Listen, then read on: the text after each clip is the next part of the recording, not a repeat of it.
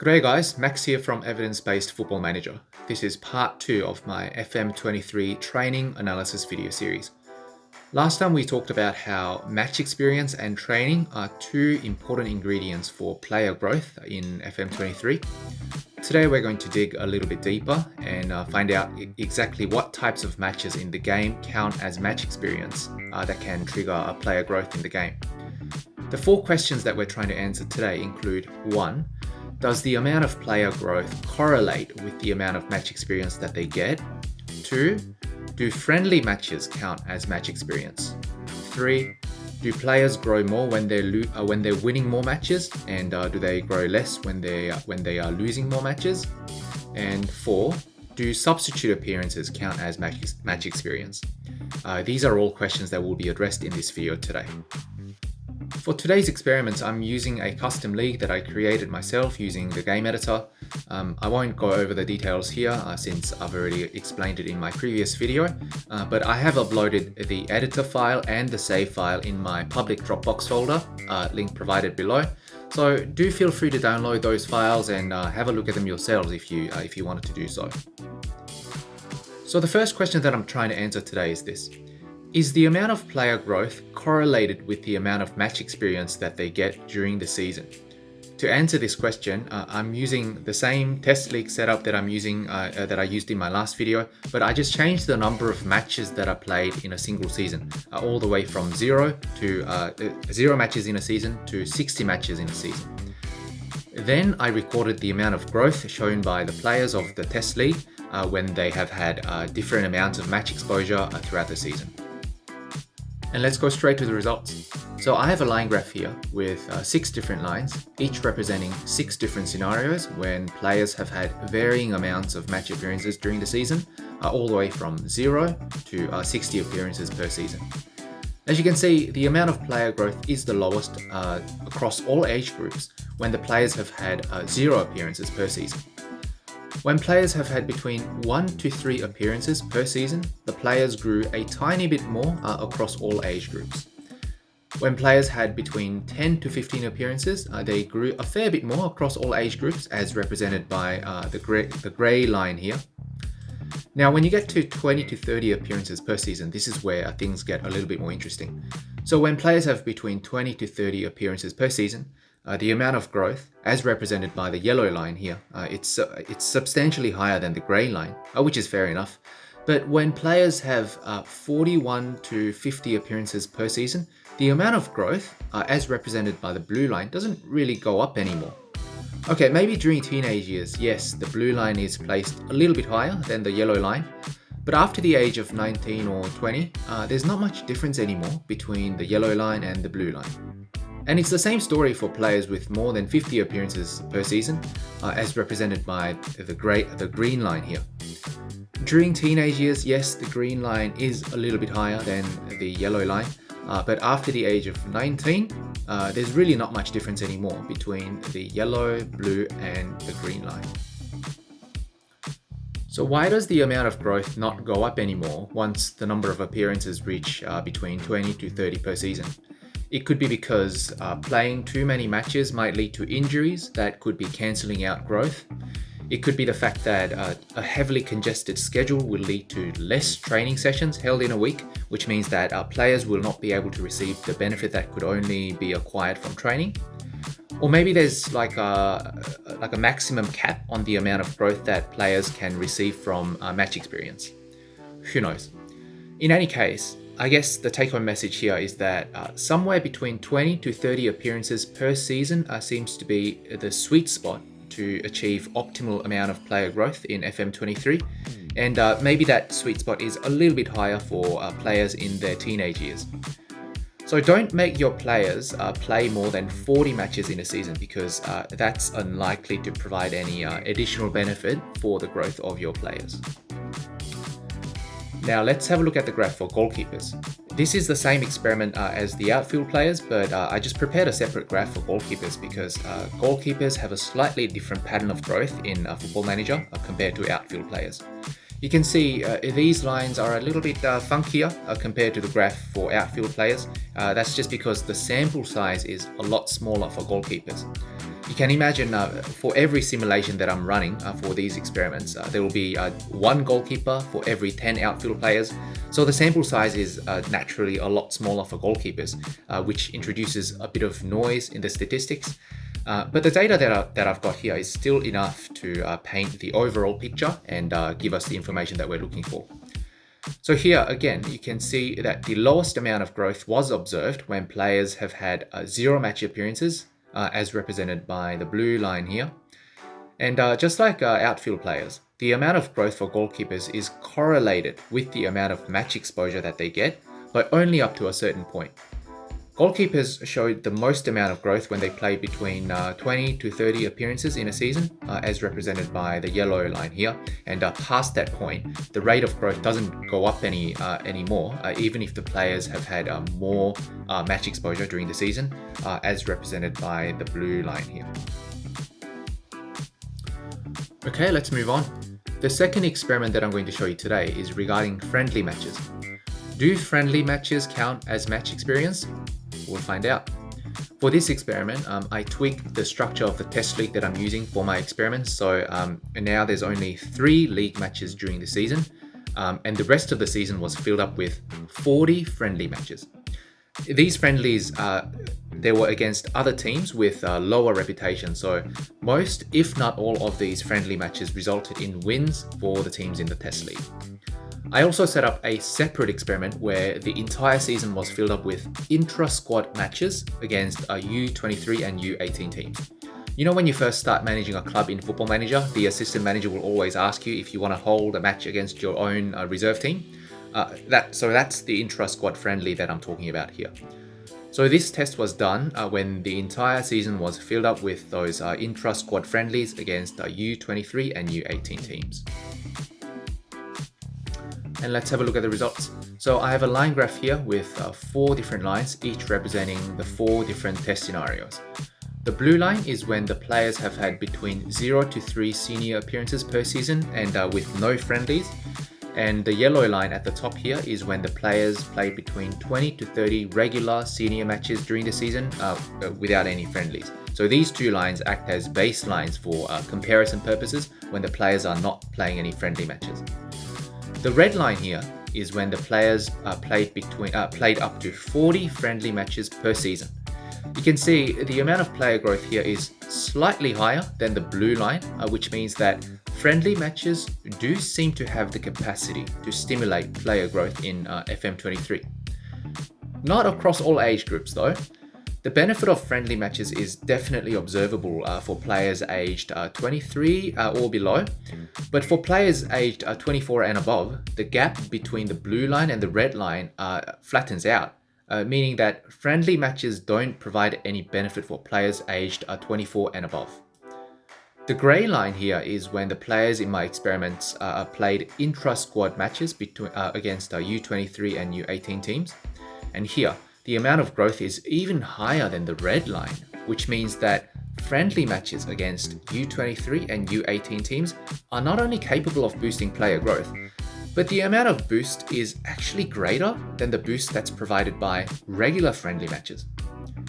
So based on these findings, you could make a case for filling up your entire preseason with intra-squad friendlies against your own reserve teams and against your own youth teams instead of regular friendly matches against other teams. That will not only make your players grow more than they would from regular friendly matches, but it will also target both your senior team and your reserve team at the same time. So it's almost like playing 2 friendly matches at the same time for both your senior team and your reserve teams.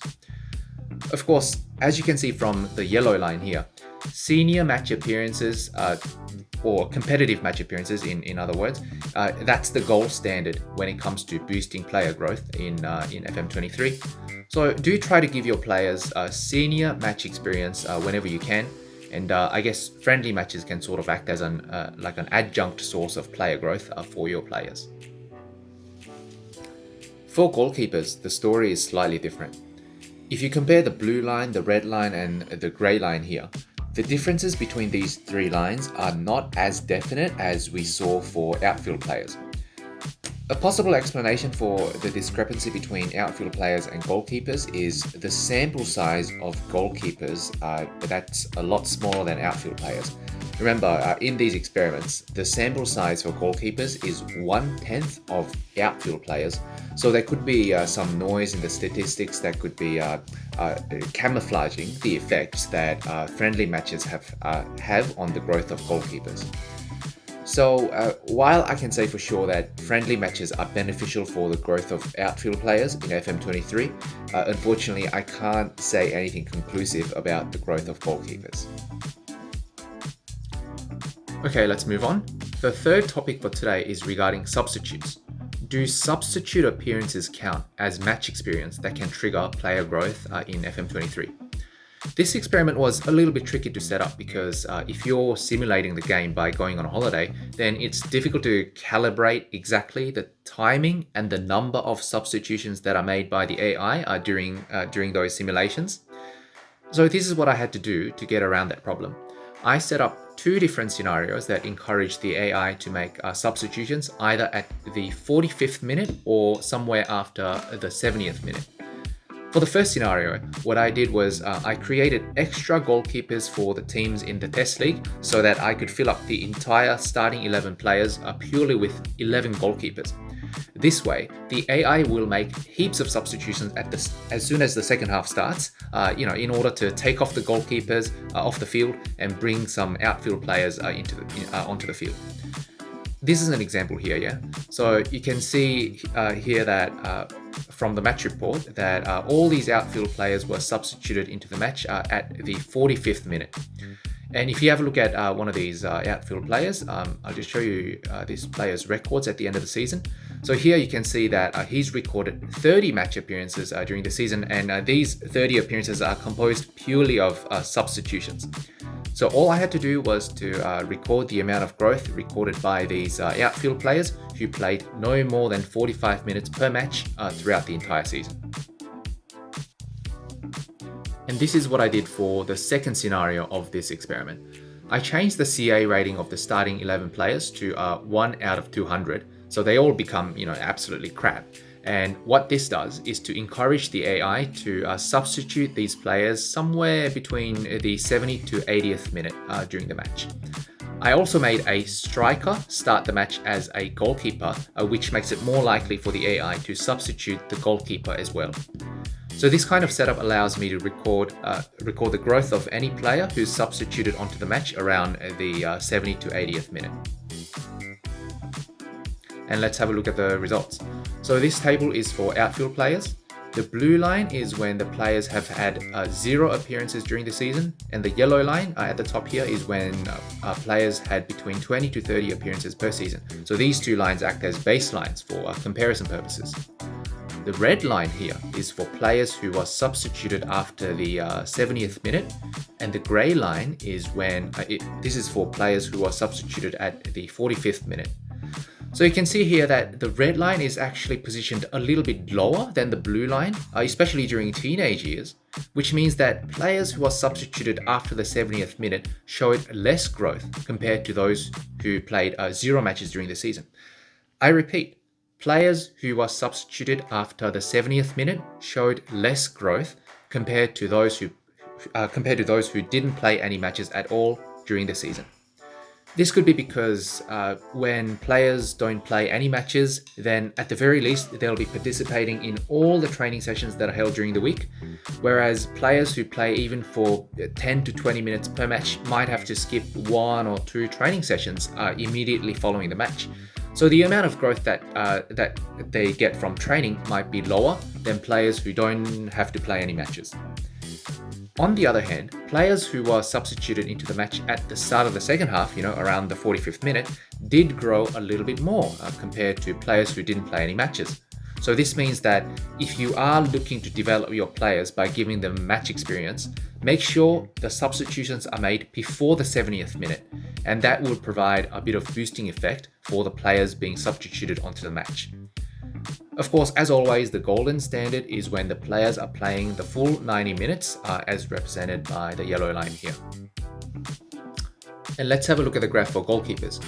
Here I only have 3 lines instead of 4, and this is because for goalkeepers I couldn't set up one of the experiments where the substitutions are made at the start of the second half, so I only have the results here when goalkeepers were substituted after the 70th minute during the match.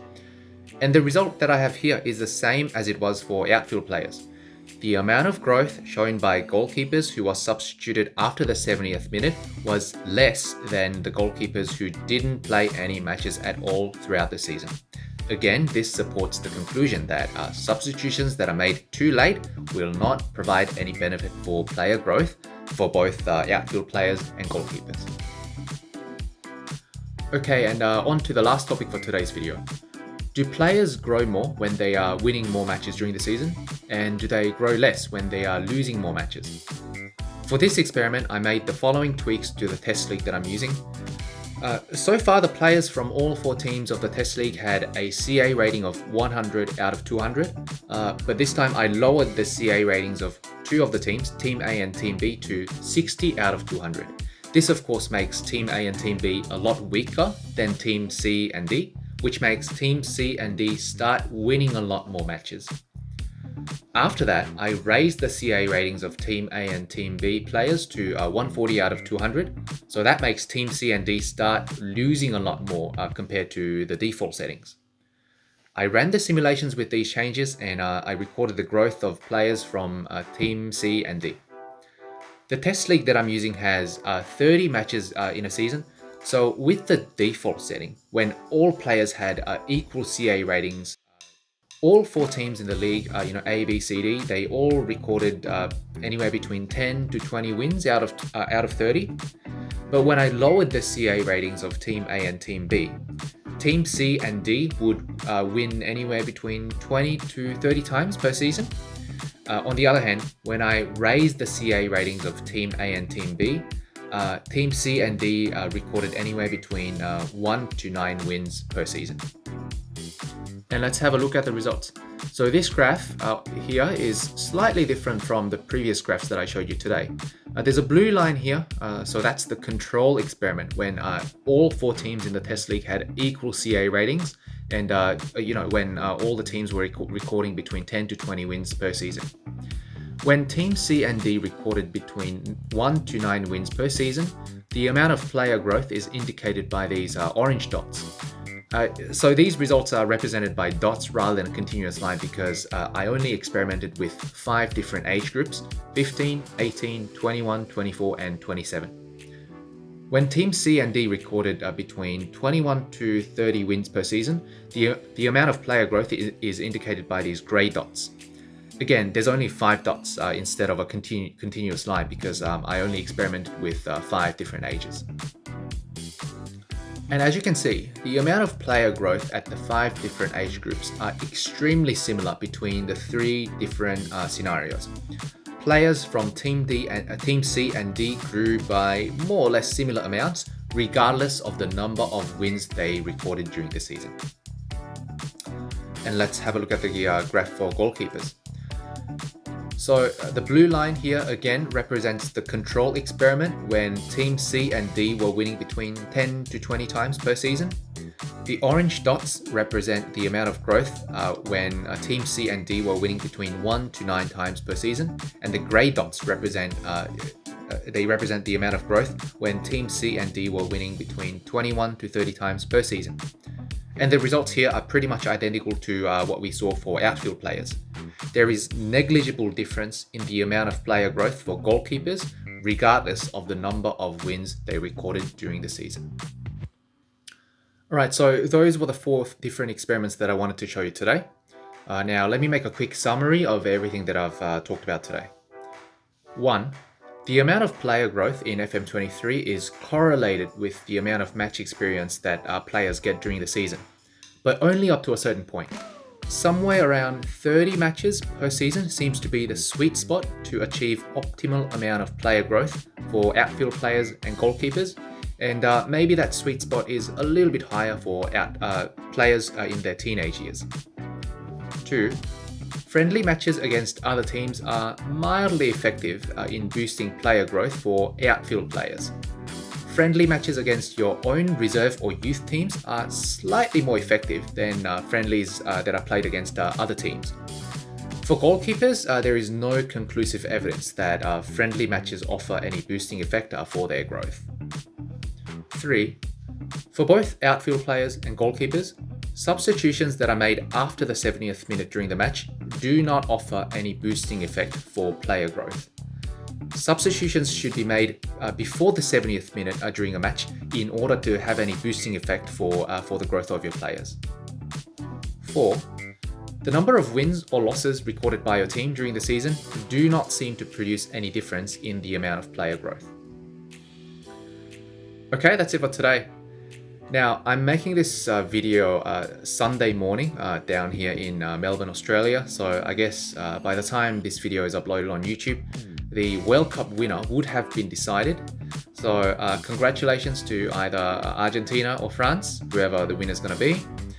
Now, I'm going to add some clips at the end of this video that's going to show me watching the World Cup final with some mates down here in Melbourne. So enjoy, and I'll see you guys all next time. Cheers. Hey everyone, it's Max from Melbourne. It's 2 a.m. in the morning here, and I'm at a pub where they are showing the match, the World Cup final. Yeah, there's a few people here that's crazy enough to get up 2 a.m. in the morning to watch the World Cup finals, including myself, of course.